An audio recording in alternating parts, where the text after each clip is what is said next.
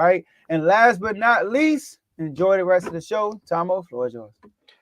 And I don't know if everybody was moving around a lot, but these Thursday, they got a whole slate of games. But is it me or do it feel like all of the Thursday Thanksgiving games last longer than a normal Sunday would go? Because it was like, bro, the game started at 12 and ended at like 6. The Cowboys game started at 4:30 and ended at like 10:30. Right. Like, bro, sheesh. Is it the halftime performances? Well, all this time they spent doing all this playing the games and the halftime performance, you would think that one coach would sit up there and be like, you know what? I can actually manage the clock. It was third and 26, one timeout left. And Eberflus didn't know that he was fighting for his job at this moment, but technically that one timeout was the reason he got put in timeout from the Bears. So we got to talk about it. We sent him in the force. They didn't help the Bear. Eberflus gonna need it. Caleb Williams threw an interception. An incomplete pass as Sam expired, and Detroit after the man, I can tell I'm still tired. After the Lions defeated the Bears 23-20, which extended the Bears losing streak to 6 games yesterday. And a lot of talk came out of the locker room. A lot of the players were like, "We did what we were supposed to do." Eberflus said he actually liked the call. The higher up said we actually didn't like the call, so they gave him the phone call and the boot. Guys, the Bears fired him. It reported around about 12:45, 12:55 as we were still doing our notes that he was actually out of it. To get the black trash bag on Black Friday says a lot about what you were doing with this franchise. Joe, you called it when we were doing our season previews. And it was like, hey, man, I like the Bears, but I don't trust the coach. Sounds like you were spot on with this one. What's your reaction to it? Well, listen, man. First of all, let me apologize to the Bears organization. I apologize on behalf of the Washington Commanders. I know the Hail Mary kind of derailed your whole season. Did a deeper dive into it. You guys were on a win streak, 3-game win streak, fresh off your bye week, feeling good. Caleb Williams creeping up to the Rookie of the Year race. And you were up. Game sealed. Nobody wins on the Hail Mary for real. I mean, people tie sometimes, go to overtime. So Aaron Rodgers did it 2 times. But nobody really wins on the Hail Mary. And not only we won, we broke your season because at that moment, if you would have won that game, you would have been 5-2. But instead, you were 4-3, and you haven't won a game since then. So I want to apologize on behalf of the Commanders. We didn't mean to do this. We like Caleb. Caleb is from the DMV area, grew up in Bowie. So we want to see Caleb do great. So for him to go through this mess in year 1, I'm sorry. Hope you accept my apology. Now back to why he got fired. So I am not for coaches being fired within the first year of a rookie season for a player. We saw this happen to Bryce Young last year. They went and got, your boy, what's his name? The guru, the quarterback whisperer. All right. What's his name? Dave Canales. No. Eagles ties. Frank Wright. Frank Wright. There it is. Quarterback whisperer. They hired him, traded all the assets to get Bryce Young, and then fired him 10 weeks in. You remember that? Fired him. So same thing. Number 1 overall pick gets drafted to a terrible organization, and then this time they fired the offensive coordinator who's directly involved into Caleb Williams' success. And then you fire the head coach within his first year. Now, I do think Eberflus was not going to come back. But you made it this far into the season. Just finish out the season. Fire him at the end of the season, and then start fresh. Now you're bringing in Thomas Brown. Let's say Thomas Brown come in and he does okay, does well. Now it's going to be that Oakland Raiders, that Las Vegas Raiders situation. Remember when they coach came in, went to the playoffs, and now you got people like, oh, you should keep him. No. So now it's going to be more drama in the offseason, I believe. All right, because a lot of people said Thomas Brown is a diamond in the rough. A lot of people are saying that. All right, good to see another African American former football player get a coaching opportunity also. But he deserved to get fired, y'all. One thing I don't like about Eberflus, right? It's not what happened on the field. That's not what I'm really mad about because coaches make mistakes. My issue is his lack of taking responsibility of these issues. When the Hail Mary happened, He did not take responsibility of us gaining those 13 yards to get closer for Hail Mary. He didn't take responsibility for that. Also, the antics of Stevenson on the sideline. Did he take any responsibility of his antics? He did not stop him. He did not call a timeout. He did not pull him to the side after he did it 2 plays in a row. You can't say, oh, we in the middle of the play. He did it the play prior to the Hail Mary. And you still pull him to the side. Wake up, pay attention. This is the key moment. And then you didn't take no responsibility of that.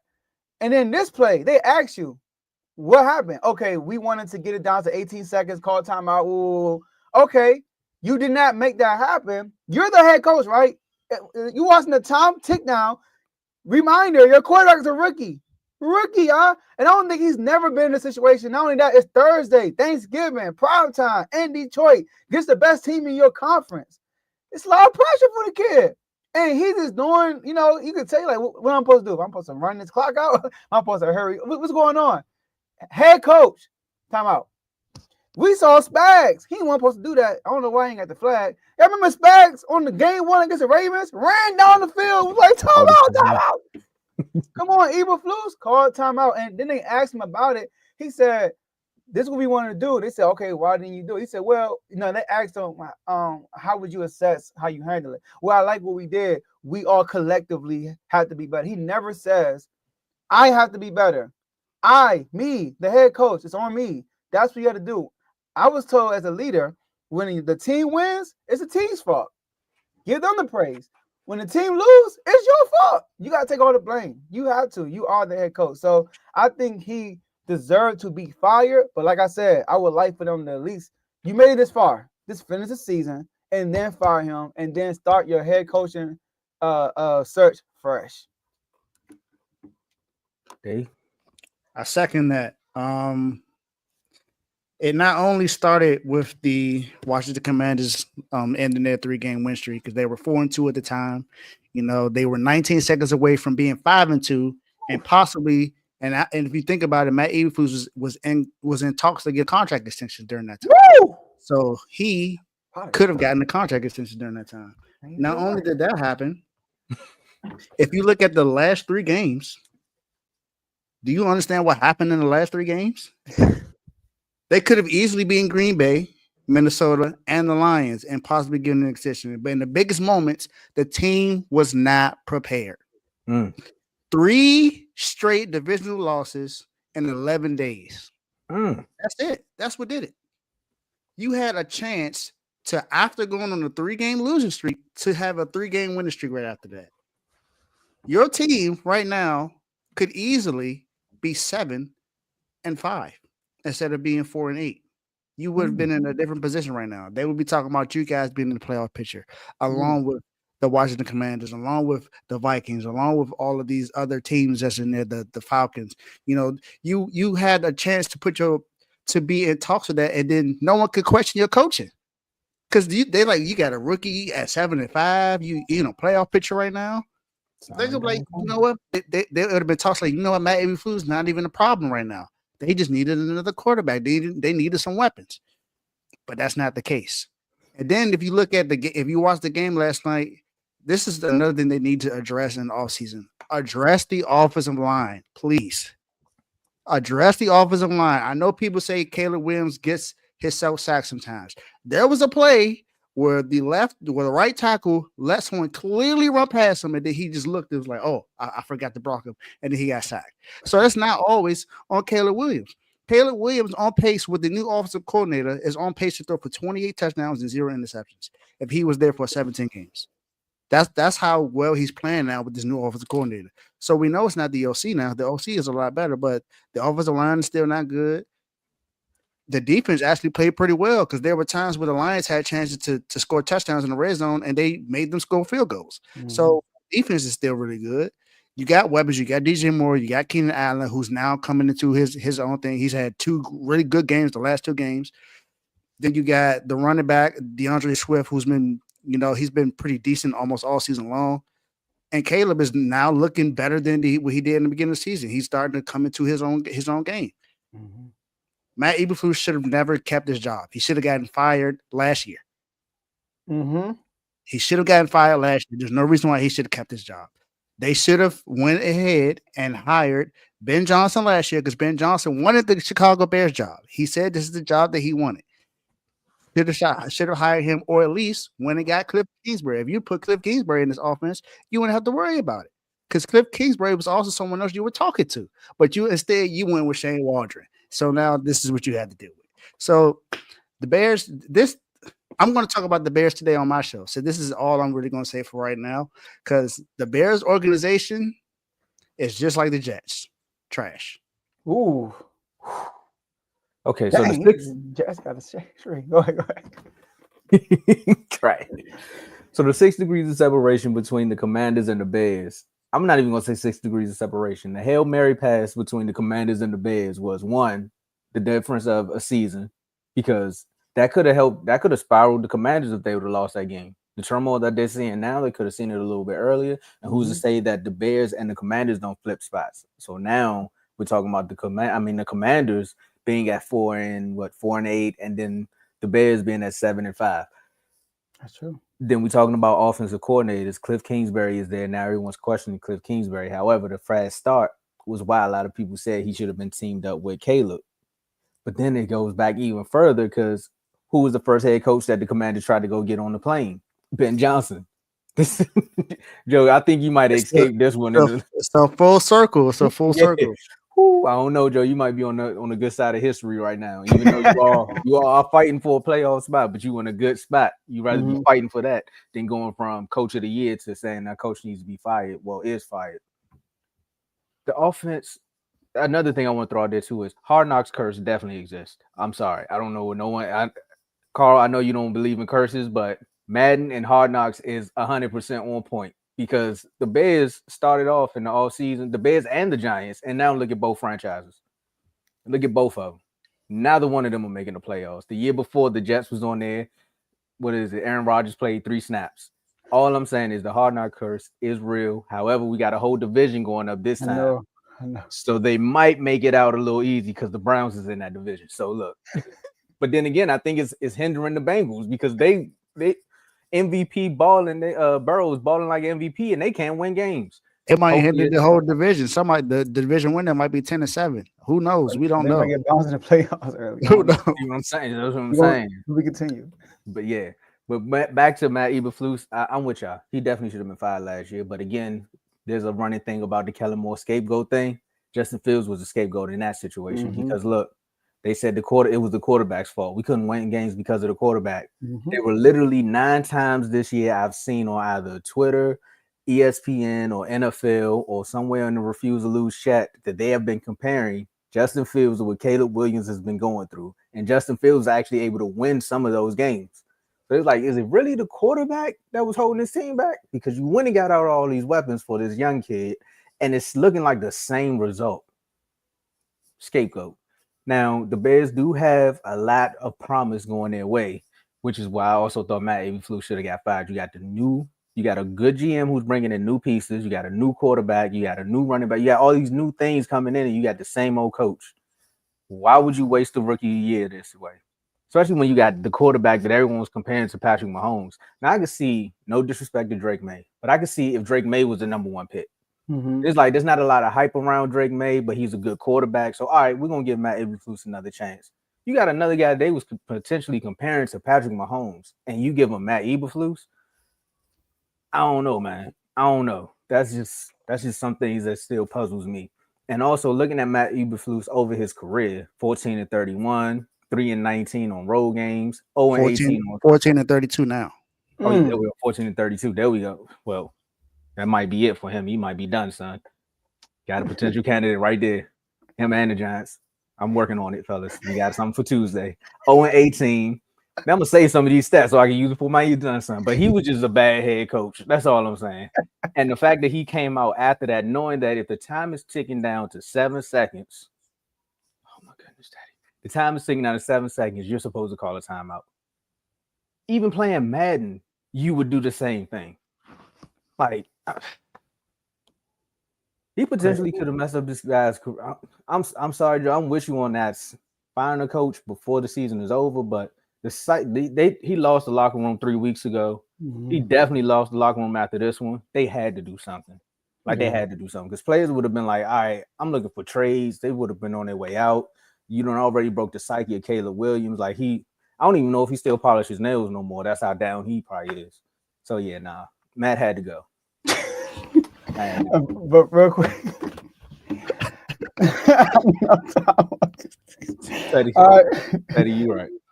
So, like y'all said it for me, kind of like y'all said it. Y'all, we all agree before the season he should have been gone. I remember last year when he was so critical on Justin Fields. Y'all remember that? And remember when Justin Fields was looking like a deer in the headlights when they try to make him a pure passer? Like they weren't catering the offense to his skill set, you know. And we talked about this, I think we had this conversation before about Matt Eberflus, but yo, like you look at the Commanders, like this is how I know the Commanders have a really good organization. Like starting off, right? Look at what they did. They knew they were going to get a rookie quarterback. So did the Bears. The Bears knew they were going to get a rookie quarterback. The Patriots, they knew they were going to get a rookie quarterback. And what did all three organizations do? The Patriots went and got a new head coach. True. The Commanders went and got a new head coach. And what did the Bears do? They kept the same dude the same head coach from last year. Why? He had no success. He had no signs of success. Just get a new guy. And then it's not like he has a track record. Like, does he have a track record of success? No. Mayo, at least he's been in the organization all his whole career. As a player, as a coordinator, now he's a head coach. So they trust him. Us, Dan Quinn, former Super Bowl champion. Former Super Bowl appearing coach. He's a champ too. Right. Well, as a DC, right? Oh yeah. He went to Super Bowl twice as a DC, won once. He was the orchestra of statistically the greatest defense in NFL history, statistically. All right, the Legion of Boom.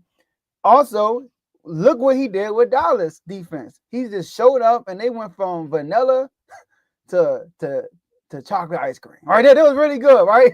I don't even like chocolate ice cream for real. I like you could say French vanilla. Yeah. but vanilla is always like, you know. But anyways, he took that from terrible to one of the best defenses. Turnover ratio was high, all that stuff. So good old days. It makes sense why they got Dan Quinn. And Dan Quinn is a leader of men. You see how he handled the situation, how he handles the locker room. And how he brought Bobby Wagner. Everybody just gravitated to him once he became the head coach, right?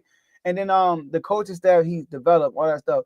But the Bears were the exact opposite. So that was just starting off the season. My man AJ, the Bears, they gonna win the NFC North. Nick Wright on first day first. The Bears are gonna go to the Super Bowl. What? Whoa. Do y'all know who the head coach is? I don't choose the coaching staff. Like they got all. This is the best situation a rookie QB has ever been in NFL history. He got Swift. I think that's a bad luck thing when it comes to Eagles fans thinking that the Chicago Bears gonna do something. I don't know what because did that last year, right? But then you got me and the Raiders. I don't know what's up with me and the Raiders. I have no idea. I think you need to just give up. Just give up on the Raiders, Joe. Just give up. For some reason, I be having hope for the Raiders. I don't know why. Derek Carr not even there no more, Joe. You can let it go. He gone, Joe. Like I don't get it. It was Antonio Pierce because he did a good job anyway. But he deserved to be fired, basically. He sounding got no more words for him. He did. There's no reason why he is. He probably they should have waited till the end of the season, but he don't need to be there no more. Hey, yeah, like Tomo said, the way they were losing, maybe this was the right time. He lost a lot a long time ago. Yeah. And then some of his answers to certain questions just didn't make sense. Did y'all hear what he said? Was it last week when he challenged the play? I get that you challenged the play because you thought he might have stepped out of bounds, but your answer made no sense. He said the reason why he challenged it is because it was an explosive play. Because it's an explosive play, you challenge the play. That don't make sense. Now, if you said that, I looked and it seemed like he stepped out of bounds, that's why I threw the flag. Even though you didn't have the angle to see if he stepped out of bounds or not, it didn't make sense. And then he didn't win a challenge at all. He's 0-6 in challenges he's made all year. So no accountability in the press conference. Well, you about to say something, Tomo? Nah, Dave actually alluded to it. I'm like, they probably had to, when they said they had the meeting with him and they were probably going to wait till the end of the season. Dave said that he has bad answers. So they probably asked him a question and he had another bad answer. They said, when he walked out, they said, you know what, bro, we got to do it. We got to do it.